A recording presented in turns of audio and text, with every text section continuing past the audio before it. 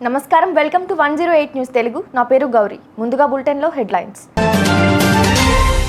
తెలంగాణలో మళ్లీ వీఆర్ఓ వ్యవస్థ. మంత్రి పొంగులేటి కీలక ప్రకటన.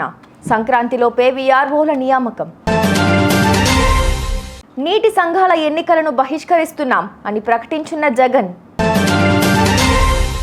గుకేష్కు 5 కోట్ల నజరానా ప్రకటించిన స్టాలిన్. అల్లు అర్జున్ అరెస్ట్ను తీవ్రంగా ఖండిస్తున్నాం. బన్నీకి రాజకీయ నాయకుల మద్దతు. తెలంగాణలో మళ్లీ వీఆర్ఓ వ్యవస్థను తీసుకురావాలని రేవంత్ ప్రభుత్వం డిసైడ్ అయింది. వీఆర్ఓ వ్యవస్థను పునరుద్ధరిస్తామని మంత్రి పొంగులేటి శ్రీనివాసరెడ్డి ప్రకటించారు. సంక్రాంతిలోగా వ్యవస్థను మళ్లీ తీసుకొస్తామని చెప్పారు. గతంలో పబ్లిక్ సర్వీస్ కమిషన్ ద్వారా ఎంపికైన వీఆర్ఓలకు నేరుగా బాధ్యతలు అప్పగించి మిగతా వారికి ప్రత్యేక రిక్రూట్మెంట్ ద్వారా పరీక్షలు నిర్వహించి విధుల్లోకి తీసుకోనున్నట్లు సమాచారం. ప్రస్తుతం రాష్ట్రంలో 3,000 మంది వీఆర్ఓలు ఉండగా మరో 8,000 మందిని రాత పరీక్ష ఆధారంగా నియమిస్తారని తెలిసింది. 10,909 రెవెన్యూ గ్రామాలకు వీఆర్ఓలను నియమిస్తారని సమాచారం. నీటి సంఘాల ఎన్నికలను బహిష్కరించాలని నిర్ణయం తీసుకున్నట్లు వైసీపీ అధినేత వైఎస్ జగన్ ప్రకటించారు. నో డ్యూ సర్టిఫికేట్లు గ్రామ స్థాయిలో ఇవ్వకుండా ఎన్నికల ప్రక్రియను అపహాస్యం చేస్తున్నారని, పోలీసులతో కలిసి అప్రజాస్వామికంగా ఎన్నికలు నిర్వహిస్తున్నారని ఆరోపించారు. కూటమి పాలనకు వ్యతిరేకంగా రైతులు చేస్తున్న పోరాటానికి మద్దతుగా నిలిచిన తమ పార్టీ నేతలను హౌస్ అరెస్ట్ చేయడాన్ని ఆయన ఖండించారు. వరల్డ్ చెస్ ఛాంపియన్ గుకేష్ దొమ్మరాజును తమిళనాడు సీఎం స్టాలిన్ అభినందించారు. అత్యంత పిన్న వయస్కుడైన ప్రపంచ చెస్ ఛాంపియన్గా నిలవడంతో ఆయనకు 5 కోట్లతో ప్రభుత్వం సత్కరిస్తుందని స్టాలిన్ ట్వీట్ చేశారు.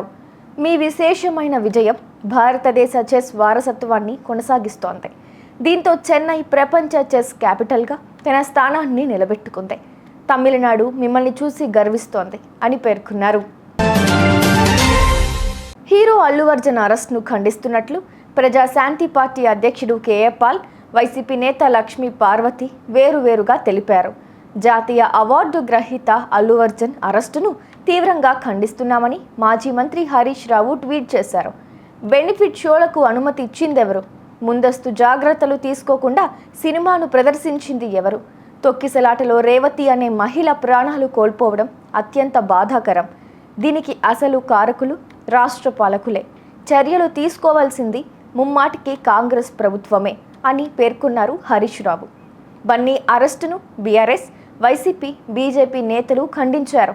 జాతీయ ఉత్తమ నటుడిగా అవార్డు దక్కించుకుని తెలుగు ప్రజలకు గౌరవాన్ని తెచ్చిన బన్నీ అరెస్టు అన్యాయమని రాజాసింగ్ అన్నారు. కాకతాళీయమో దురదృష్టమో కానీ తెలుగు సినీ పరిశ్రమకు చెందిన పెద్ద కుటుంబాలు గత కొంతకాలంగా వివాదాల్లో చిక్కుకుంటున్నాయి. ఎన్ కన్వెన్షన్ విషయంతో పాటు మంత్రి కొండా సురేఖ వ్యాఖ్యల నేపథ్యంలో అక్కినేని నాగార్జున కుటుంబం న్యాయపరంగా ముందుకెళ్తోంది.